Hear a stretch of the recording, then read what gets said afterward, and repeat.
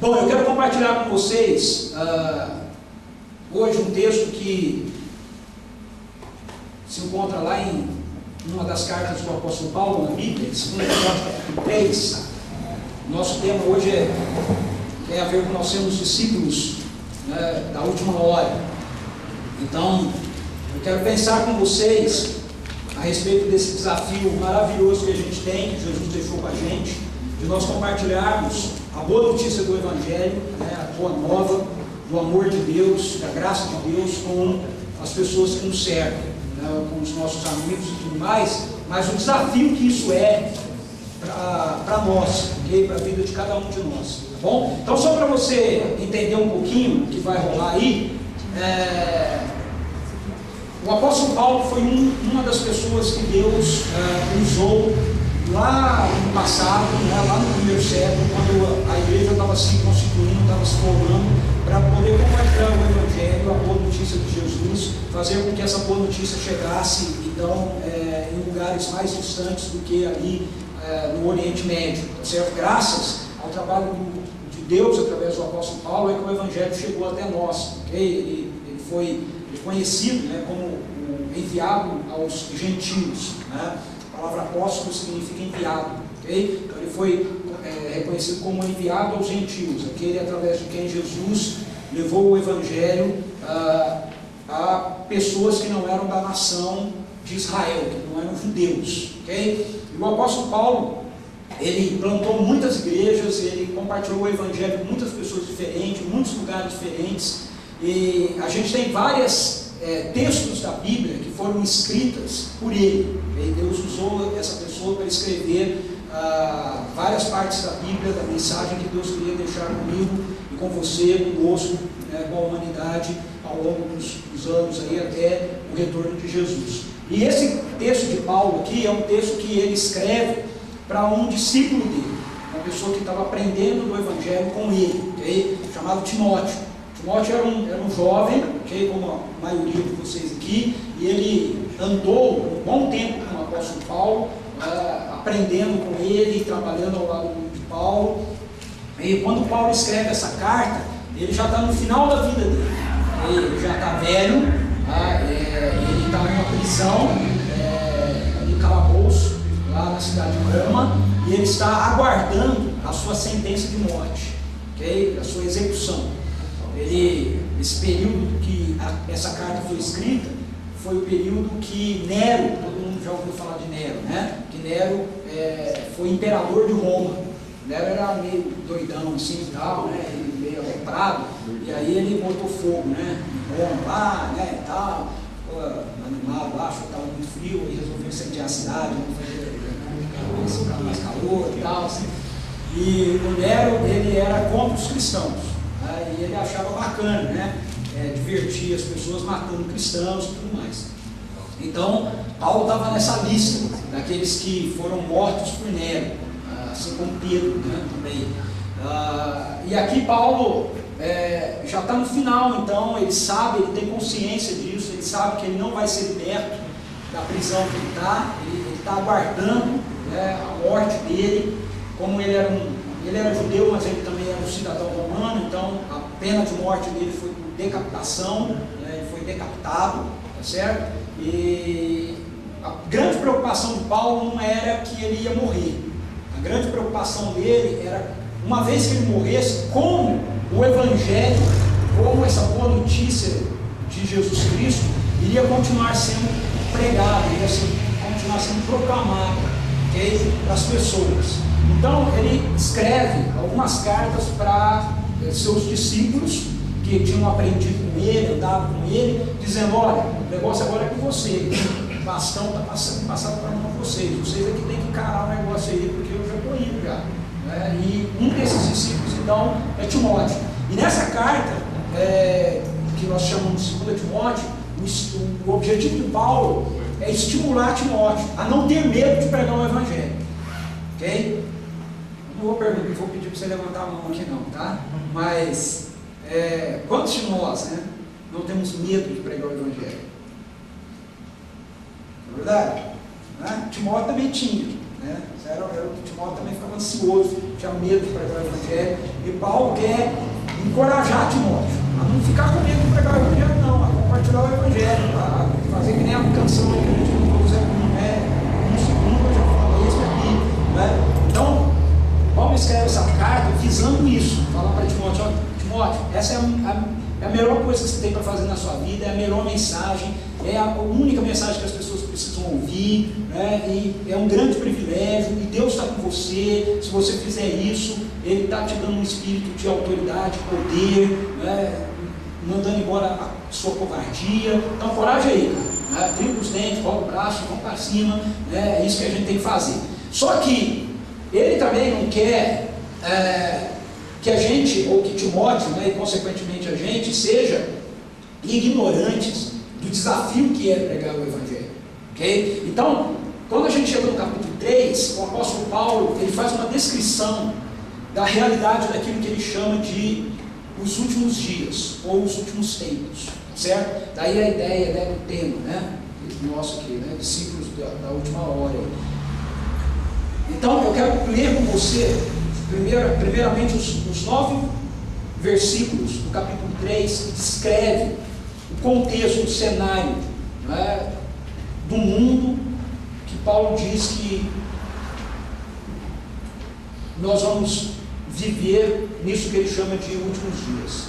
Então, ele diz assim, ó: saiba disso, nos últimos dias sobrevirão tempos terríveis. Então, os últimos dias são dias difíceis. Na verdade, Paulo usa uma palavra aqui que é mais do que difíceis, né? Aterrorizantes. Então, nos últimos dias, os tempos serão aterrorizantes, serão de dar medo. E aí ele começa a descrever por que vai ser assim. Ele diz: os homens, os seres humanos, serão egoístas, eles serão avarentos, eles serão presunçosos, arrogantes, blasfemos, desobedientes aos pais, ingratos, ímpios, sem amor pela família, irreconciliáveis, caluniadores, sem domínio próprio, cruéis, inimigos do bem, traidores, precipitados, ou seja, gente que faz as coisas sem pensar, soberbos, mais amantes dos prazeres do que amigos de Deus, tendo aparência de piedade, mas negando o seu poder. Afaste-se desses também. Então ele faz essa descrição para a gente, né, de uma realidade social que, de acordo com ele, vai ser terrível por causa dessas características aqui que vão estar presentes na vida das pessoas. Se esse texto que eu acabei de ler até aqui, a gente pegasse e colocasse num jornal de hoje e não falasse que era da Bíblia, e você lesse no jornal, você não diria que ele está descrevendo os nossos dias? Sim ou não? Vocês acham que parece ou não parece os nossos dias? Você acha que hoje a gente tem uma sociedade com gente egoísta? Gente que pensa só nela mesma? Gente avarenta? Que ama o dinheiro mais do que qualquer outra coisa? Gente presunçosa, que se acha, arrogante, não aceita conselho, orientação, não submete a liderança de ninguém. Gente blasfema, que vive blasfemando contra Deus, com posturas que não tem nada a ver com aquilo que é da vontade de Deus. Desobedientes aos pais. Isso não, né? Isso não. Incluiu alguns filhos da gente aqui, né?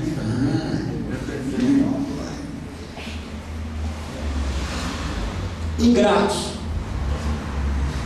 Você tem um amigo que você já fez um negócio para ele assim, bacana, e ele nem aí para você, nem obrigado falou. Ingratos. Ímpios. A pessoa ímpia é uma pessoa que tem prazer no mal. Isso é um ímpio. A gente erra, a gente faz besteira, né? Mas a gente fica arrependido, né? Você deveria ter feito isso, cara. O ímpio não. O ímpio ele tem prazer no mal. Prazer em fazer o mal. Sem amor pela família. Quantas vezes a gente vê notícia aí na televisão de filho que mata pai, pai que casou com a outra e que é madrasta e joga o filho do prédio, porque ele não quer mais filho, né? Quantas notícias irreconciliáveis, gente que não consegue mais se dar bem com o outro, brigou, esquece. Quantos vídeos a gente tem visto aí no YouTube, né? Irreconciliável, gente que não se desentende, aí depois pega lá fora na escola, junto com uma turma, espanca, outro pediu desculpa, mas não é perdoado. Caluniadores, gente que fala mal do outro, sem domínio próprio. A maioria dos vícios que a gente tem na nossa sociedade é fruto de pessoas que não têm domínio próprio. Cruéis. A gente tem gente cruel na nossa sociedade. Inimigos do bem, traidores, precipitados, soberbos. É uma descrição exata da nossa sociedade. Mas veja, Paulo, quando ele escreve isso, ele não está pensando em nós aqui.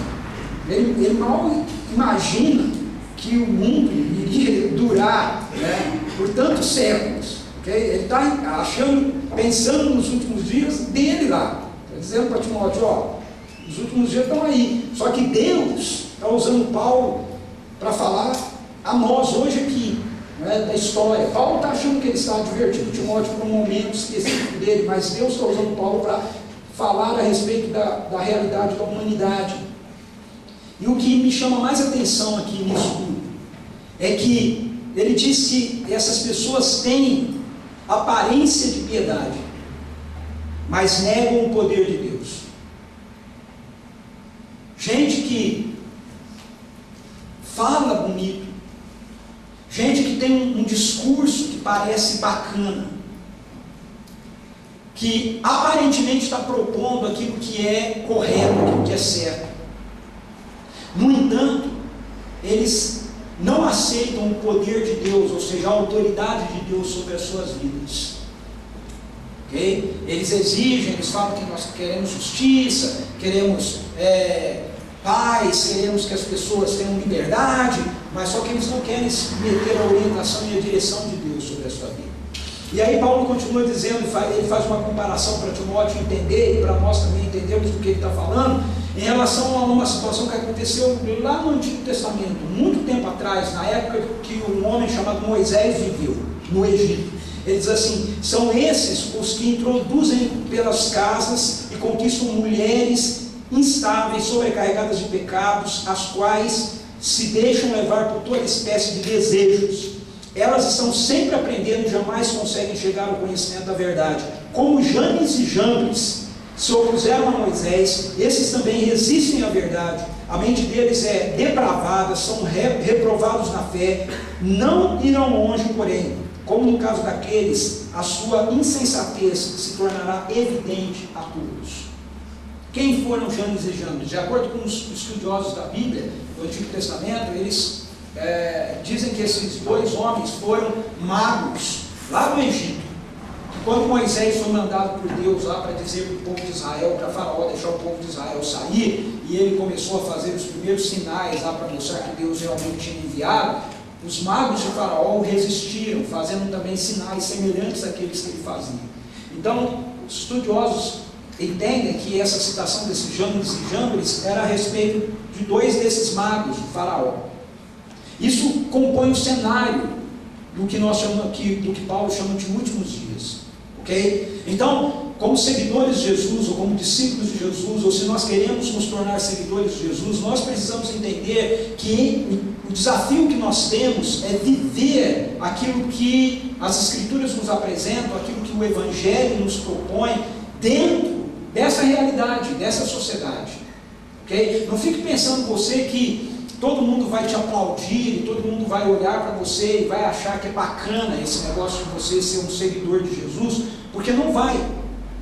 Okay? A galera lá da sua escola, muita gente não vai achar bacana você se tornar um seguidor de Jesus. Os seus amigos, eles não vão achar bacana isso. Mesmo que as pessoas muitas vezes falem de Deus com você, uma coisa é falar de Deus e outra coisa é a pessoa se colocar debaixo da autoridade de Deus sobre a sua vida. Tem forma de piedade, tem jeitão de gente que quer fazer as coisas corretas, boas, mas na verdade negam o poder de Deus sobre si. E são pessoas também que muitas vezes, como Paulo diz aqui, quando a gente tenta apresentar o Evangelho para eles, quando a gente tenta falar para eles a respeito do amor de Deus, de quem Deus é, de como Ele se revela em Jesus, do que Ele pretende fazer na nossa história e na nossa vida, eles resistem a isso. Resistem. Por quê? Porque eles são mais amantes dos prazeres do que amigos de Deus. As pessoas hoje, dentro da nossa sociedade, pelo menos aqui, né, ocidental, no Brasil, elas não rejeitam a pessoa de Deus. O que elas fazem é não deixar Deus ser central na vida delas. Okay? Deus está no canto da vida delas. Ele não é o centro. Então vai ser muito difícil a gente conversar com alguém e a pessoa virar para você e dizer assim, não acredito em Deus, não quero saber de Deus. A maioria das pessoas acreditam em Deus. Mas só que Deus não é central na vida delas. Deus não tem opinião a dar sobre a vida delas. Elas não estão preocupadas em querer saber o que Deus pensa, o que Deus deseja, qual a direção que Deus quer dar para elas. Elas querem tomar as suas decisões e elas querem que Deus esteja ali no cantinho e quando elas precisarem dele, então vão pedir, oh Deus, me dá uma força aqui, me ajude aqui, e aí Deus vem e faz as coisas acontecerem para você. E quando ele não faz, então fica bravo com ele. Para que eu vou na igreja? Para que eu preciso de Deus? Para que eu vou buscar Deus? Eu peço, ele não faz nada. Pedi um namorado, ele não me deu. Pedi uma namorada, ele não me deu. É essa mentalidade de que Deus ele existe para não interferir na nossa vida, mas para apoiar as decisões que a gente quer tomar de forma independente dele. E quando a mensagem dele, a palavra dele, o Evangelho chega ao nosso coração, muitas vezes a gente resiste a ele. Então, eu queria que você primeiramente pensasse nessa perspectiva em relação à sua própria vida. Ok?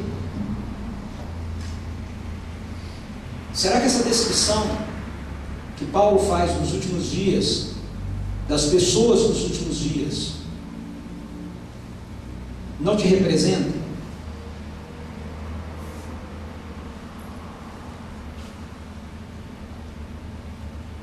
A gente precisa pensar nisso. Para tornar a coisa um pouquinho mais prática para você, onde é que está Deus na sua vida? Ele está no centro ou ele está no canto? Ele está no centro da sua vida ou ele está no canto da sua vida? No centro da sua vida você dizer, pô, Deus, eu estou pensando em fazer tal coisa assim, eu vou te buscar para ver se essa é a minha melhor escolha, se essa é realmente a tua direção, a tua vontade para mim, se isso é o que o Senhor tem de melhor para mim. Eu tenho um amigo que ele é atleticano assim roxo, né? E ele está super feliz aí, né? Que o Atlético ganhou a Libertadores, né? E aí ele contou essa semana que ele queria ir no jogo, né? Mora lá em Belo Horizonte, ele queria ir no jogo. Mas ele pensou, no dia do jogo, pô, não tem mais ingresso, tá tudo. E aí ele estava a Kombi, né? E passou assim em frente ao Mineirão e a bilheteria estava aberta.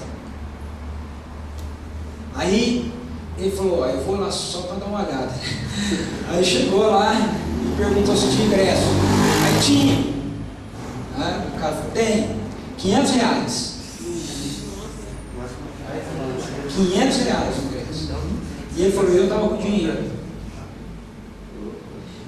Mas aí ele disse também, mas eu decidi que a minha vida ia ser uma vida onde eu iria seguir Jesus para valer. E tudo que eu fosse fazer ia passar por Ele. E aí eu orei e veio aquela vozinha, né? Pega esse dinheiro e dá para um missionário, dá para uma organização. E ele falou que ele ficou naquela luta interna, né? Mas que ele tomou essa decisão, falou: eu não vou comprar um ingresso de R$500, eu vou pegar esse dinheiro e eu vou dar para uma organização ou para um missionário, para quem Deus me mostrou. Por que eu estou dando esse exemplo? Eu estou dando esse exemplo só para a gente perceber uma das características que o texto diz aqui da nossa sociedade nos últimos dias é que as pessoas serão avarentas. Ser avarento significa você amar o dinheiro e você desejar usar o dinheiro só para você, só para o seu objetivo, só para suas intenções. E esse meu amigo, ele disse: eu não quero mais viver assim. Só que um monte de amigos dele dizem: cara, você é louco! Já é louco pegar R$500 para comprar o ingresso, né? Aí ele não vai comprar o ingresso, ele vai dar os R$500 para alguém. Você é maluco, ficou doido? Falei: não, é isso que eu vou fazer. Nesse caso, no caso dele, olha só que bacana. Agora entenda bem, não é sempre assim que vai acontecer não, hein? Mas no caso dele, ele fez isso. E aí, quando ele chegou na casa dele, né, nesse mesmo dia, que era o dia do jogo do Atlético, um outro amigo dele passou lá e falou: tem uma surpresa para você. Falei: mostrou o bilhete assim: comprei um ingresso de presente para você, vamos ver o Galo. Ele não comprou, ele deu o dinheiro para outro e Deus deu de presente para ele, através de uma outra pessoa, um ingresso para ele assistir o jogo do Galo. E ele foi e ele assistiu. Mas veja, ele não sabia que isso ia acontecer. Mas aconteceu. Porque uma das coisas que Deus diz para a gente na Bíblia é que quando o nosso coração se agrada em buscá-lo, Ele também tem prazer de satisfazer os anseios do nosso coração. Quando a gente faz de Deus prioridade na nossa vida, Ele tem prazer de satisfazer os anseios do nosso coração. Isso não significa que todas as vezes essas coisas vão acontecer assim, ok? Mas significa que Deus, Ele está presente, Ele está olhando a vida da gente, Ele está nos observando o tempo todo. Então, ser discípulos nesse período, ser seguidores de Jesus nesse período, exige de mim, de você, a consciência de que nós estamos inseridos num mundo mau, ok? O nosso mundo é mau, o nosso mundo é contrário à bondade de Deus, o nosso mundo não quer saber da bondade de Deus. O Papa está aqui no Brasil, né? E a gente vê um monte de gente indo ouvir o Papa, e ver o Papa, e querer tocar no Papa, e etc. E o Papa, pelo menos o discurso de São Paulo, da Aparecida, lá eu vi na televisão, ele falou um monte de coisa que é 100% aquilo mesmo, ok? E está todo mundo lá já, que maravilha! Só que quando o Papa foi embora, as pessoas vão sair e elas não vão fazer nada daquilo que o Papa disse. Elas vão fazer aquilo que elas querem fazer. Elas vão fazer aquilo que lhes interessa. Sabe por quê? Porque o nosso mundo não é um mundo que está interessado no que Deus quer para eles. E a gente precisa saber disso. Se nós somos discípulos de Jesus, a gente precisa saber disso. Sabe por quê? Porque muitos dos seus amigos vão pressionar você para que você, na verdade, não ande, não faça aquilo que Deus deseja que você realize, que você faça na sua vida, que vai ser o melhor para a sua vida, e que vai, como sendo melhor para a sua vida, também ser melhor para a vida de outras pessoas, melhor para a vida de outros dos seus amigos. Então, diante dessa consciência, o que Paulo diz que a gente deve fazer como discípulos de Jesus? Primeiro, tendo consciência dessa realidade, Paulo diz, olha, foge dela. Ele diz para Timóteo assim, foge, afaste-se desses também. Afaste-se desses também. A Bíblia fala que nós precisamos resistir ao diabo, que é o inimigo daquilo que Deus pretende fazer na nossa história, na nossa vida, e a gente deve fugir da tentação. Ok? Resistir ao diabo e fugir da tentação. Às vezes a gente quer fazer a coisa ao contrário. A gente quer fugir do diabo e resistir à tentação. Né? Mas as Escrituras dizem para a gente que não é para a gente resistir à tentação, é para a gente fugir dela. Então, se você está num contexto onde os seus amigos estão fazendo alguma coisa errada e estão propondo a você que você se envolva com eles naquilo que eles estão fazendo, o que você vai fazer? Você vai ficar junto tentando resistir? Dizendo, não, eu vou ficar aqui, mas eu não vou usar droga, eu vou ficar aqui, mas eu não vou cheirar, eu vou ficar aqui, mas eu não vou beber, não vou me embriagar, eu vou ficar aqui nessa festa, nessa bagunça aqui, mas eu não vou ficar com ninguém, eu não vou transar com ninguém, meus amigos estão fazendo isso, minhas amigas estão fazendo isso, mas eu não vou fazer. É besteira, loucura. O que a gente tem que fazer? Foge também desses, afaste-se desses.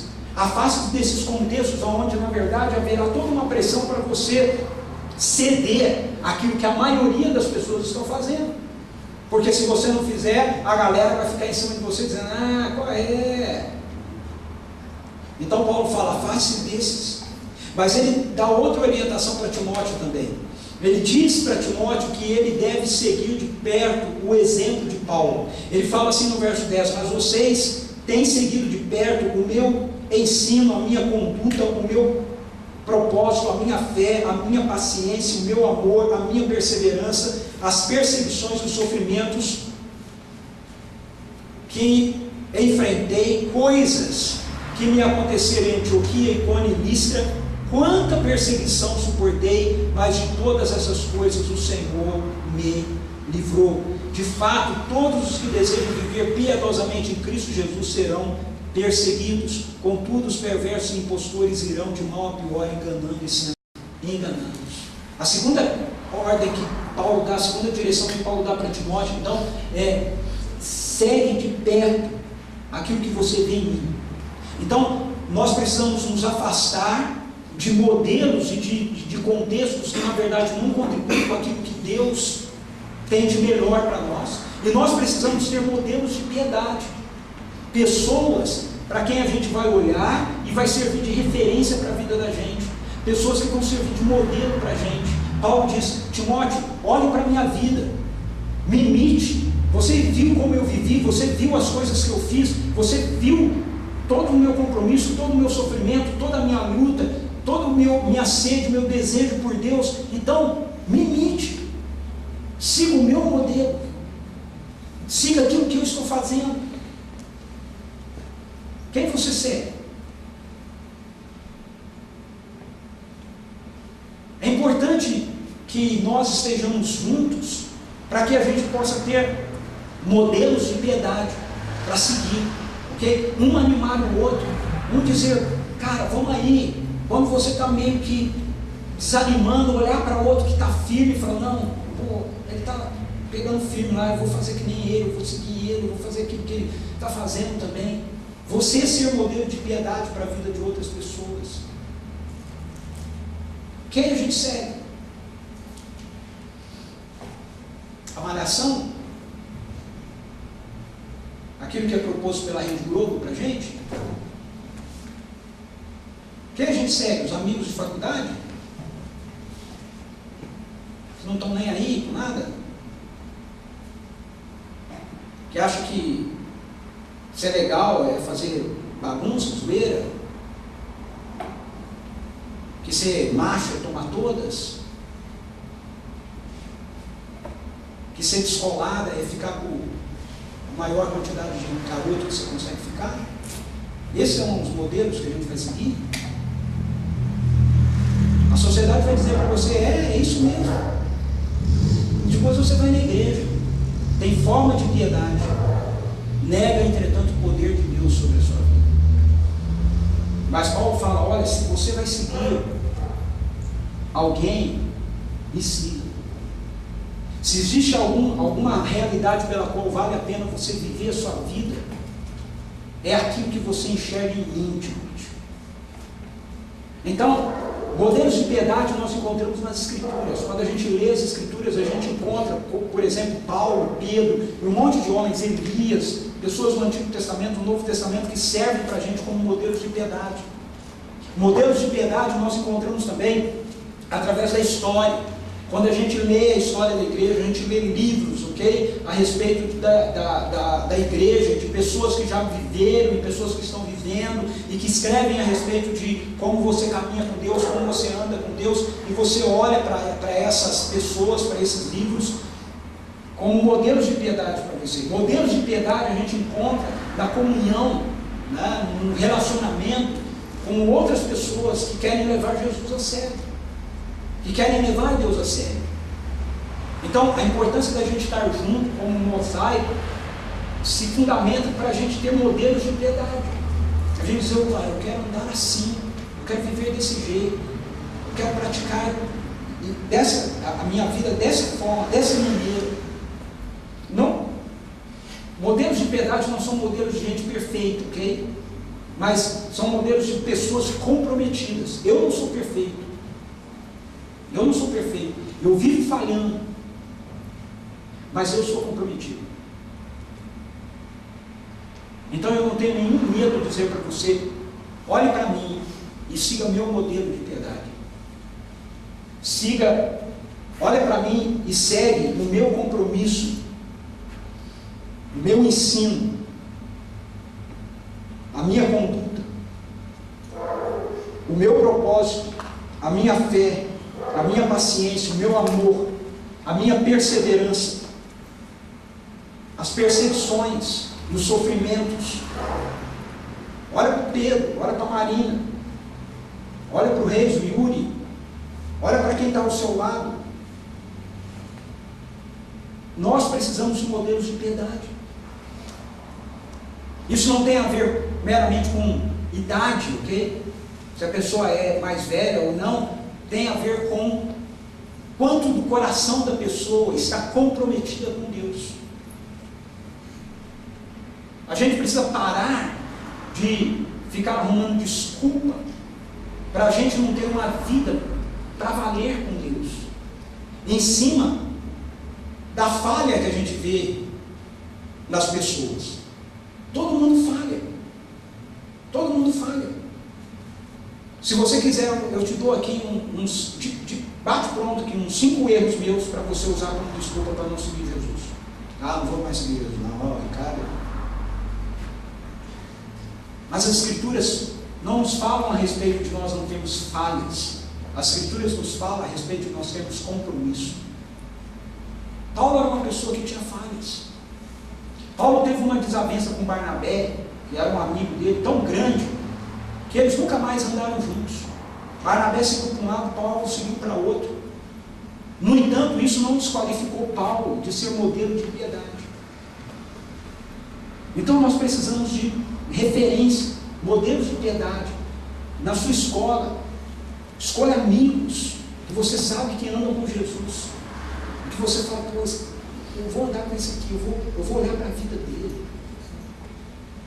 Olha a vida desse meu amigo, a vida dessa minha amiga. Seja você esse modelo para amigos seus na sua escola. Mas Paulo fala mais, outra orientação que ele dá, ele diz assim, no verso 14, quanto a você, porém, permanece nas coisas que aprendeste, das quais tem convicção, pois você sabe de quem aprendeu, porque desde criança você conhece as sagradas letras, que são capazes de torná-lo sábio para a salvação, mediante a fé em Cristo Jesus. Toda a Escritura é inspirada por Deus e útil para o ensino, para a repreensão, para a correção e para a instrução na justiça, para que todo ser humano de Deus seja puro e plenamente preparado para toda boa obra. A próxima orientação que ele dá para Timóteo é: Timóteo, agarre esse livro aqui, não solta nele, medita nele, leia, medite de dia e de noite, leia todo dia, mantenha-se convicto firme, convicto naquilo que você aprendeu. No caso de Timóteo, ele aprendeu desde pequenininho, né? Ele nasceu e cresceu dentro já de um lar onde as escrituras eram ensinadas. Talvez vários de vocês aqui estão aprendendo as escrituras agora, estão conhecendo as escrituras agora, mas é na mesma, ok? Permanece firme naquilo que você está aprendendo nas escrituras. Apegue-se a isso, creia nisso, não abra mão. Novamente, a importância de nós estarmos juntos no mosaico, né? É um contexto onde você tem a oportunidade de aprender as escrituras, aprender a Bíblia, aprender a compreendê-la, a como lê-la, a conhecer aquilo que Deus tem para falar com você através dela, aprender como você consegue ouvir a voz de Deus através dela e manter-se firme naquilo que as escrituras falam para você. O texto diz que toda a palavra de Deus é útil, toda ela. Isso significa que é de Gênesis a Apocalipse. Tem coisas nas escrituras que nós vamos compreender que foram realidades do passado e que não vão se repetir na nossa vida, mas que dentro do contexto daquilo que foi do passado, há princípios que nós podemos aplicar para a nossa vida. Ok? Então não é que a gente tem que ficar, por exemplo, tem um texto na Bíblia que fala que o povo de Deus chegou numa cidade chamada Jericó. E aí Deus falou para Josué, que era o homem que estava liderando o povo de Deus naquele momento, que eles deveriam rodear Jericó, a cidade de Jericó, né? Uma vez, né, por dia, todo dia, durante 7 dias. E no 7º dia eles deveriam rodear a cidade 7 vezes. E eles fizeram isso. E no 7º dia, quando eles rodearam 7 vezes, houve um terremoto e a cidade caiu. O que a Bíblia está nos ensinando? Aí tem um monte de igreja que faz o cerco de Jericó, né? Você tem uma situação, um problema, alguma coisa, aí faz uma campanha para você ir durante 7 dias, e aí no 7º dia fazer... Veja, isso foi uma situação lá de Jericó, essa prática. Não é para a gente repetir isso, ok? Rodear 7 dias, 7 vezes a sua escola, 7 vezes o seu trabalho, 7 vezes... não é para você fazer isso. Então, se não é para fazer isso, o que é para eu fazer? Qual é o princípio? O princípio é obediência. Esse é o princípio. Então, a história de Jericó não é para a gente reproduzir a prática, é para a gente pegar o princípio. Qual é o princípio? Deus deu uma ordem, e a ordem que Ele deu foi cumprida do jeito que Ele deu. Como foi feito do jeito que Ele mandou, aconteceu aquilo que Deus tinha programado que acontecesse. Então, o princípio é da obediência. Então, se eu for obediente a Deus, Deus vai lutar por mim. Se eu for obediente a Deus, Deus vai derrubar as muralhas, Deus vai derrubar os inimigos, Deus vai derrubar aquilo que se levanta contra a vontade dele na minha vida. Se eu for obediente, obediência. Então esse é o princípio. No livro de Josué a gente vai encontrar isso o tempo todo, certo? Esse conceito de obediência, o tempo todo presente. Então toda a palavra de Deus é inspirada. Vamos rever. A gente tem que ter consciência do contexto que a gente está vivendo. Nós estamos vivendo um mundo mau, ok? As pessoas não querem o seu bem, elas são fingidas, é isso que as escrituras dizem para a gente. Elas querem se aproveitar de você, enquanto você é útil para elas. Você é bacana, você é legal. Quando você não é mais útil, você é descartado, ok? A gente deve fugir de gente assim. A gente deve ter modelos de piedade, pessoas que a gente vai orar e vai falar, pô, vale a pena eu imitar a vida dessa pessoa, e a gente deve se apegar às escrituras. Mas aí vem um último detalhe que eu quero compartilhar com você. Paulo diz assim, no capítulo 4, versos 1 a 5, na presença de Deus e de Cristo Jesus, que há de julgar os vivos e os mortos, por sua mansidão, por sua manifestação e por seu reino, eu o exorto solenemente. Pregue a palavra e seja preparado a tempo e fora de tempo. Repreenda, corrija, exorte com toda paciência e doutrina, pois virá o tempo em que não suportarão essa doutrina, ao contrário, sentindo coceira nos ouvidos, juntarão mestres para si mesmos, segundo os seus próprios desejos. Eles se recusarão a dar ouvidos à verdade, voltando-se para os mitos. Você, porém, seja moderado em tudo, suporte os sofrimentos, faça a obra de um evangelista, cumpra plenamente o seu ministério. Veja, a última orientação que Paulo dá para Timóteo é: Timóteo, prega o evangelho. Prega o evangelho. Sabe por quê? Porque apesar do mundo ser assim, apesar das pessoas serem desse jeito que foi descrito no começo do capítulo 3, Deus quer salvá-las. Deus quer alcançar. O desejo de Deus é que todo ser humano seja salvo. Ele quer que cada pessoa escute o evangelho. Então, se por um lado a gente tem que fugir dessa postura de vida que é leviana, que é rebelde contra Deus, por outro lado, nós temos que compartilhar o evangelho com essas pessoas, dizendo para eles: ei, nós não vamos viver assim por causa disso aqui, e você pode se arrepender e passar a viver como nós estamos vivendo. Prega o evangelho. Timóteo, prega a palavra, faz o trabalho de um evangelista. Essa é a ordem de Deus para mim e para você também. Compartilharmos com os nossos amigos, aqueles que estão lá na escola e que tiram muitas vezes sarro da gente, com aquele professor que vive fazendo questão de dizer que a Bíblia é uma mentira, que tudo é invenção da religião, que tudo isso é enganação. A gente deve compartilhar o evangelho, compartilhar o amor de Deus com essas pessoas. Paulo diz: seja paciente, tenha paciência. Aquele amigo da escola, aquele colega da escola que tira sarro em você porque você afirma que você acredita na Bíblia, você tem que compartilhar o evangelho com ele, porque Deus ama essas pessoas e Ele quer o arrependimento delas, e o arrependimento só vem mediante a pregação do evangelho. O que é o evangelho? O evangelho é essa boa notícia de que o mundo não era para ser assim, que Deus criou um mundo bom e perfeito, que Ele é um Deus bom e cheio de amor, e que Ele nos criou para que a gente pudesse participar de uma vida de amizade, de intimidade com Ele, que vai satisfazer tanto a gente, que nós vamos conseguir ter uma vida de amizade, de amor com as pessoas que nos cercam também, sem termos meramente o interesse de utilizar essas pessoas para o nosso próprio prazer. Vocês já pararam para observar como na nossa sociedade tudo é incentivado para os nossos relacionamentos, nessa perspectiva da gente usufruir daquilo que a pessoa tem?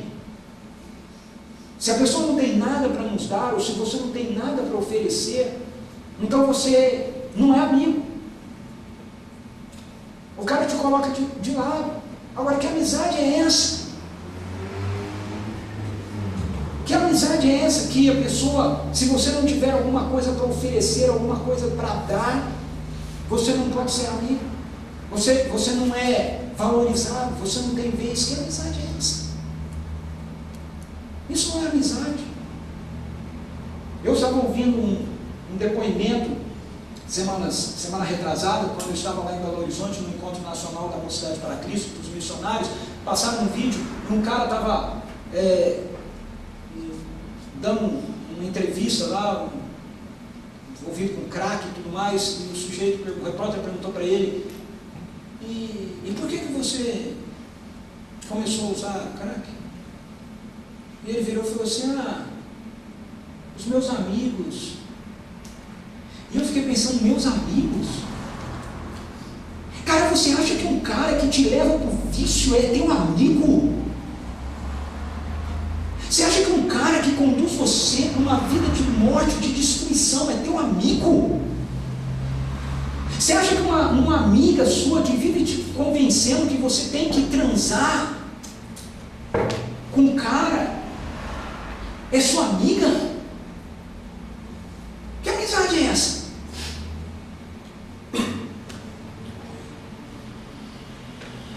Eu tenho medo, se eu não fizer, eu perco a amizade. Pois perca! Perca, porque isso não é amigo. Não é amigo. Não vale a pena você ter essa pessoa como amigo. Não vale a pena você ter essa pessoa como amiga. Teus amigos estão aqui, ó. Gente que quer ser o teu. E você tem que ser amigo dessas pessoas, querer o bem delas.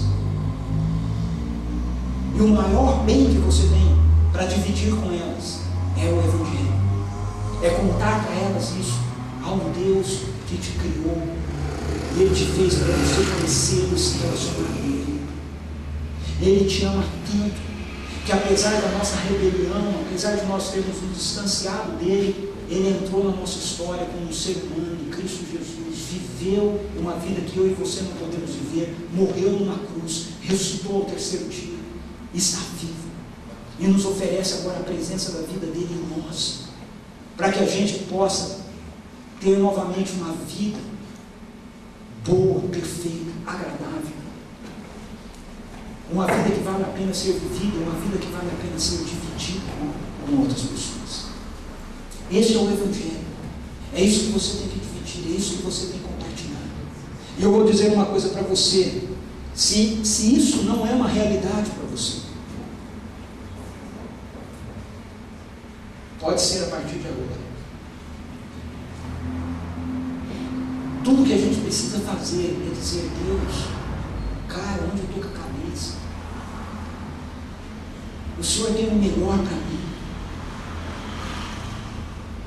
E eu vivo dando tapa no caminho. Deus, eu quero andar com o Senhor. Eu quero te conhecer. Obrigado, porque o Senhor não está esperando eu ser perfeito. O Senhor está esperando simplesmente que eu confie em Ti. Confie que o Senhor vai cuidar de mim, vai dirigir minha vida. Receba o Teu amor por mim, que me foi dado, oferecido em Jesus. É isso que cada um de nós aqui precisamos. O mosaico só faz sentido se Deus for o centro disso.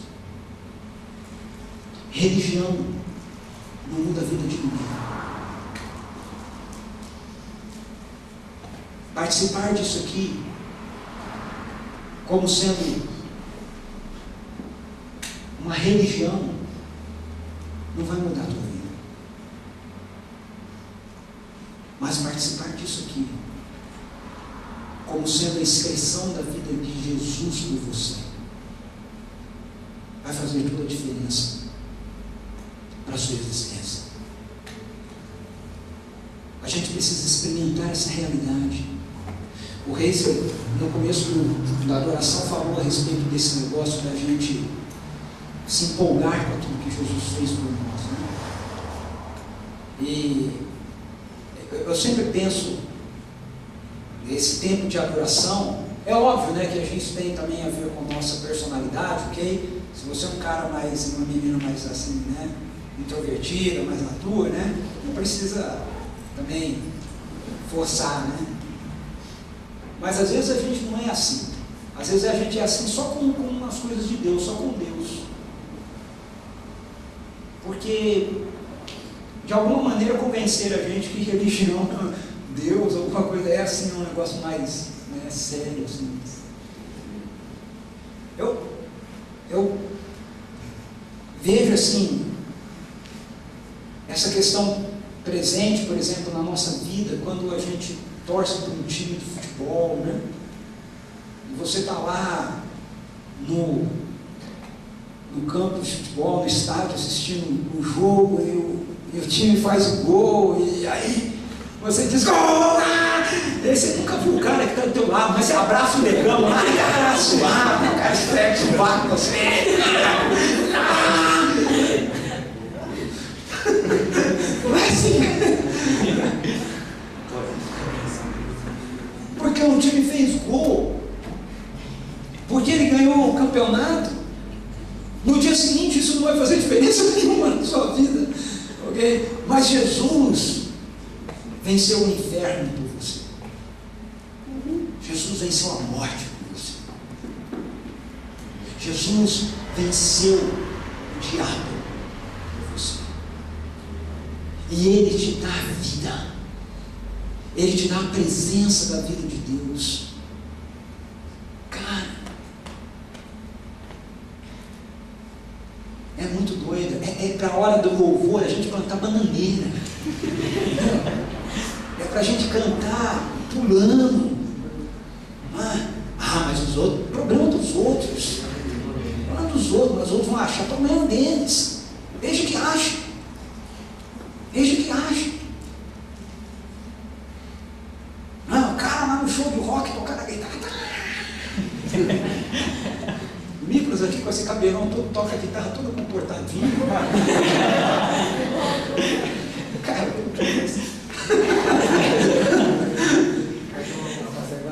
antes de eu me converter, antes de eu conhecer Jesus, o fato de você nascer dentro de uma igreja não significa que você conhece Jesus, ok? Eu nasci, desde pequeno eu sou presbiteriano, cresci dentro de uma igreja presbiteriana, mas eu não conhecia Jesus. Com 12 anos de idade eu me afastei. Nós mudamos de casa, de bairro, e aí era difícil de ir na igreja, meus pais começaram a deixar de ir, e aí nós deixamos de ir de vez, e aí depois eu fui voltar só com meus 17 anos de idade. Sempre temia Deus, saía com os meus amigos, a gente fazia bagunça, aquele negócio, mas nunca mexia com igreja. Toda vez que passava perto de igreja e tal, todo mundo se comportava bonitinho. Eu falava, nossa, Deus, a gente não brinca, né? Não. Meu Deus era o karatê. Com 14 anos eu comecei a treinar e ele era meu Deus. Tudo na minha vida girava em torno disso.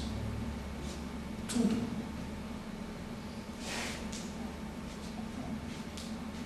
Eu não fui para as drogas por causa do karatê. Eu não fumei por causa do karatê. Eu não bebia muito por causa do karatê, porque eu bebia. Saía para beber com os amigos e tal. Quando eu me converti, ia em baile de carnaval, essas coisas todas. Quando eu me converti, a experiência com a realidade daquilo que Jesus fez por mim foi um negócio tão extraordinário que eu ficava pensando, se eu ia num baile de carnaval e eu ficava pulando que nem um louco lá, como é que eu não vou agora pular de alegria diante de Jesus? E eu fazia parte de uma igreja que era bem tradicional. Então, o pessoal não gostava nem que levantasse a mão assim. O que eu fazia? Eu fechava o olho. Porque se eu fechasse o olho, eu não via o pessoal olhando de cara feia para mim. Então eu fechava o olho, levantava a mão, eu cantava e dançava. O olho fechado. Porque o povo tudo ficava olhando meio esquisito para mim, mas a questão não é fazer por fazer, mas é se esse negócio está reprimindo dentro de você, você precisa deixar isso sair e dizer, Deus, o Senhor é maravilhoso. Mas a gente não faz isso só cantando. A gente faz isso principalmente compartilhando o Evangelho. Quando isso é uma realidade muito intensa dentro da gente, nós não conseguimos deixar guardado. Nós não conseguimos guardar. A gente tem que compartilhar com os outros. A gente tem que contar para as pessoas. A gente quer se relacionar e quer dar para os nossos amigos aquilo que a gente tem de melhor. Se eles não vão querer, é um problema deles, né? Mas a gente tem que querer dar aquilo que é de melhor. Nós estamos começando o segundo semestre. A maioria de vocês aqui estuda. Vocês vão voltar para a escola. Vocês têm colegas e amigos nas suas escolas. Se você não estuda, você deve estar trabalhando. Você tem amigos no seu trabalho, colegas no seu trabalho. O que você tem de melhor para dar para eles é o Evangelho. Faz o trabalho de um evangelista. Mas eu não sei falar, usa os recursos, dá de presente um negocinho, anda com quem sabe, vai aprender a falar com quem sabe falar, te ensina, vem no mosaico, participa dos treinamentos. Diga para Deus, eu estou aqui. Eu estou aqui. Como essa canção do Zé Bruno. Eu estou aqui. Enquanto todo mundo finge, maquia a fé, eu estou aqui para falar da tua graça. Eu não me envergonho dela. Eu quero compartilhá-la com as pessoas, porque ela é a maior, mais extraordinária realidade que eu já experimentei na minha vida. Vamos orar? Fique em pé.